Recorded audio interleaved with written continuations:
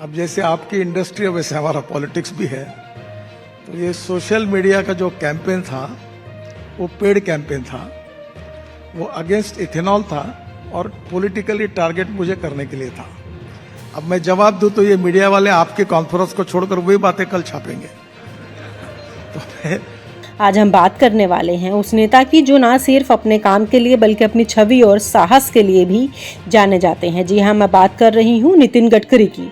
तो आप सोच रहे होंगे क्या खास बात है, आखिर क्यों अब अचानक हर तरफ गडकरी का नाम सामने आ रहा है। हाल ही में उन्होंने खुद खुलकर कहा कि उनके खिलाफ पेड कैंपेन चलाए जा रहे हैं। हाँ, आपने सही सुना, एक सुनियोजित पैसे देकर चलाया गया राजनीतिक हमला। अगर आप सोच रहे हैं कि कौन, तो गडकरी के नाम तो नहीं लिया, लेकिन अंदर की बातें ये समझ आ गई हैं। और जो लोग बीजेपी के अंदरूनी खेल को थोड़ा समझते हैं उन्हें पता है कि अमित शाह और सीनियर नेता गडकरी की बढ़ती लोकप्रियता और प्रधानमंत्री पद की संभावनाओं को लेकर थोड़े असुरक्षित है। तो आइए आज हम विस्तार से जानेंगे कि कैसे गडकरी ने एक एक करके राजनीतिक और मीडिया के निशानों का सामना किया, कैसे द्वारका एक्सप्रेसवे और E20 पेट्रोल का मामला उनके सामने चुनौती बनकर आया और आखिरकार अब उन्होंने बिना किसी डर के उसे सब कुछ उजागर कर दिया है। गडकरी की भूमिका और सियासी इम्पैक्ट। सबसे पहले तो दोस्तों बात करते हैं गडकरी की पॉलिटिकल पोजीशन की। गडकरी बीजेपी के सीनियर नेता और केंद्रीय सड़क परिवहन व राजमार्ग मंत्री हैं और उनके काम की बातें करें तो आप देखेंगे कि उनके नाम से जुड़ी हुई हर बड़ी परियोजना में बस विकास, काम और देश की भलाई दिखाई देती है। अब एक बात ध्यान देने वाली है, गडकरी सिर्फ मंत्री नहीं बल्कि PM पद के संभावित उम्मीदवार भी हैं और यही बात बीजेपी में कुछ नेताओं के लिए सिरदर्द बन गई है। सोचिए, एक ऐसा नेता जिसकी लोकप्रियता लगातार बढ़ रही है, जिसकी छवि ईमानदार और काम करने वाली है, तो हद है ना। लेकिन राजनीति में ऐसे लोग हमेशा निशाने पर रहते हैं और गडकरी जी की जिंदगी में भी ऐसा ही हुआ है। एक तरफ उनके काम की तारीफ होती है, दूसरी तरफ उनके खिलाफ आरोप और विवाद लगातार बढ़ते हैं। E20 पेट्रोल विवाद। अब आते हैं उस मुद्दे पर जिसने हाल ही में गडकरी को बहुत परेशानी में डाल दिया है। E20 petrol. दोस्तों, E20 का मतलब होता है पेट्रोल जिसमें 20% एथेनॉल मिलाया गया। सरकार का मकसद था देश की ईंधन की निर्भरता पर काम करना और ग्रीन एनर्जी को बढ़ावा देना। लेकिन क्या हुआ, सोशल मीडिया और कुछ मीडिया हाउस ने इसे लेकर फेक न्यूज़ और आलोचना फैलानी शुरू कर दी। लोग बोलने लगे वाहन खराब हो रहे हैं, माइलेज कम हो गया, पुराने इंजन वाले कार में दिक्कत आ रही है। और गडकरी, उन्होंने खुलकर कहा कि सब पेड कैंपेन का हिस्सा है। आप सोच रहे होंगे पेड कैंपेन? जी हाँ, सही सुना आपने। कुछ लोग और कंपनियां अपनी आर्थिक हानि बचाने के लिए सोशल मीडिया पर पोर्टल और टीवी चैनल्स के माध्यम से विरोध और अफवाहें फैलाते हैं और गडकरी ने इसे सीधे उजागर कर दिया। मतलब अब कोई भी छुप नहीं सकता और यह एक बड़ा संदेश है, गडकरी डरने वाले नहीं हैं। द्वारका एक्सप्रेसवे और पुराने मामले। लेकिन दोस्तों, E20 पेट्रोल सिर्फ शुरुआत थी, अगले निशाने पर आया द्वारका एक्सप्रेसवे मामला।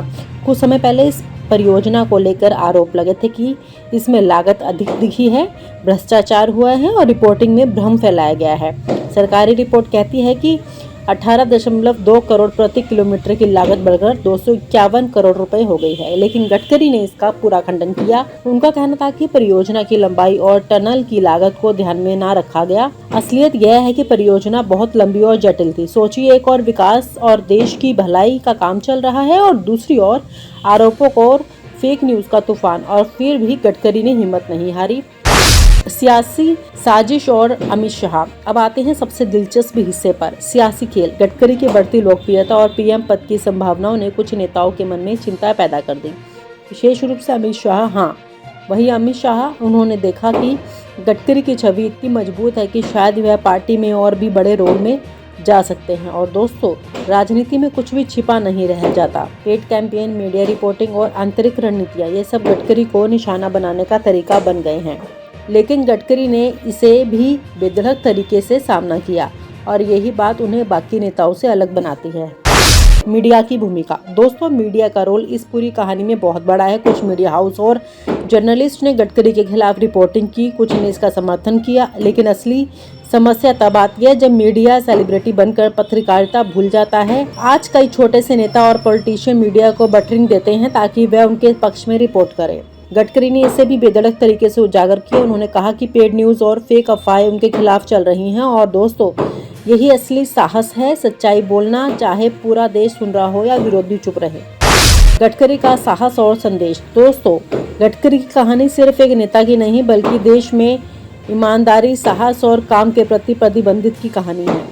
उन्होंने बिना डर के कहा, मुझे निशाना बनाया जा सकता है, मैं जानता हूं कि कौन लोग हैं ये, लेकिन मैं नाम नहीं लूंगा। यह कदम दर्शाता है कि गडकरी अपने काम और देशों के लिए प्रतिबद्ध है और यही बात उन्हें बाकी नेताओं से भी अलग बनाती है। तो दोस्तों, आज हमने देखा कि कैसे नितिन गडकरी ने अपने विरोधी और मीडिया के पेड कैंपेन का सामना किया। E20 पेट्रोल विवाद, द्वारका एक्सप्रेसवे जांच, पेड न्यूज़ और सोशल मीडिया अफवाहें, सियासी सुरक्षा पार्टी में खेल।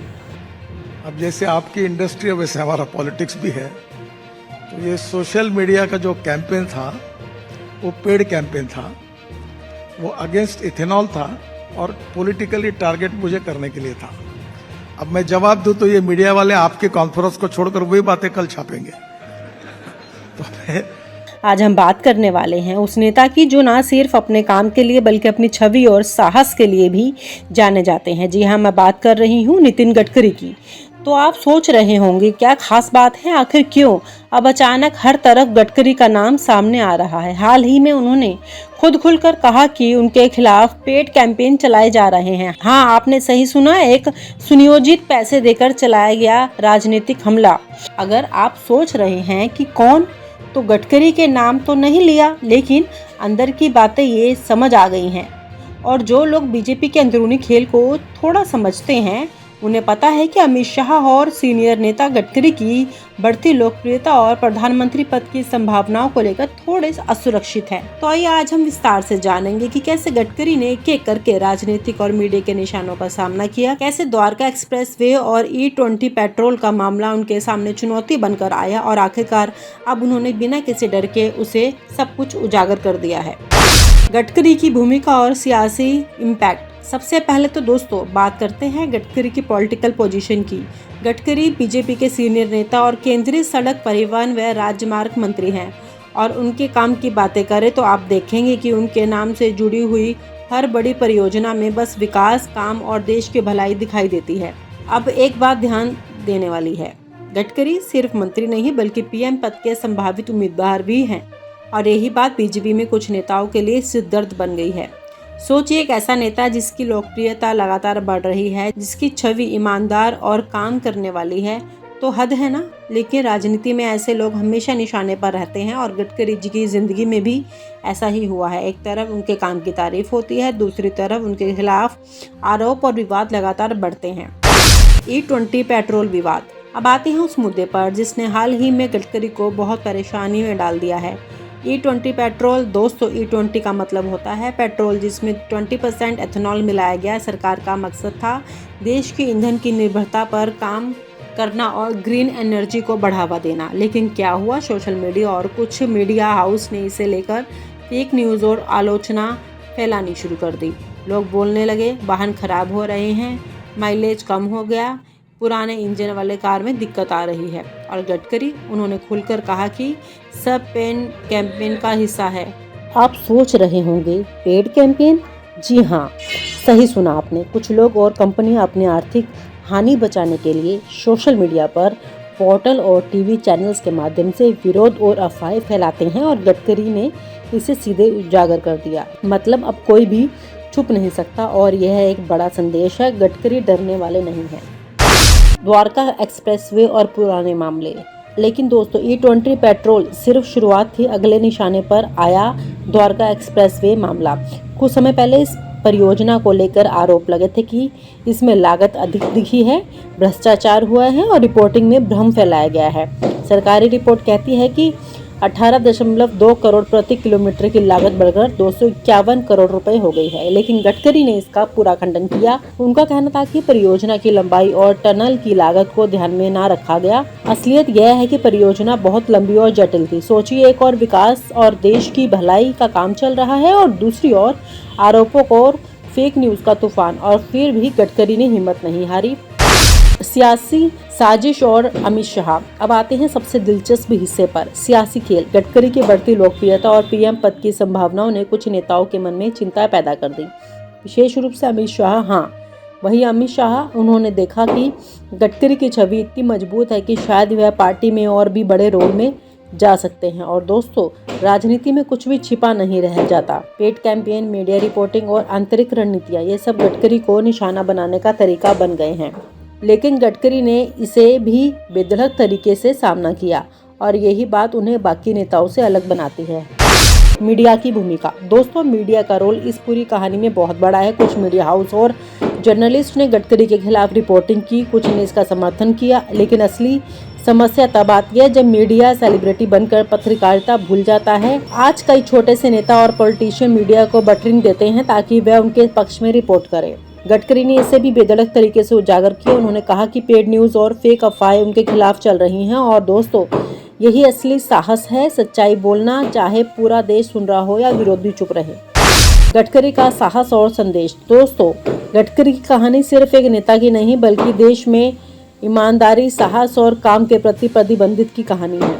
उन्होंने बिना डर के कहा, मुझे निशाना बनाया जा सकता है, मैं जानता हूं कि कौन लोग हैं ये, लेकिन मैं नाम नहीं लूंगा। यह कदम दर्शाता है कि गडकरी अपने काम और देशों के लिए प्रतिबद्ध है और यही बात उन्हें बाकी नेताओं से भी अलग बनाती है। तो दोस्तों, आज हमने देखा कि कैसे नितिन गडकरी ने अपने विरोधी और मीडिया के पेड कैंपेन का सामना किया।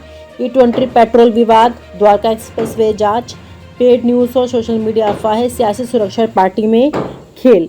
और आप हमसे जुड़े रहने के लिए सब्सक्राइब करें YouTube पर, फॉलो करें Twitter पर और लाइक करें Facebook पर। और ज्यादा जानकारी के लिए आपको टाइप करना होगा सिर्फ न्यूज नशा।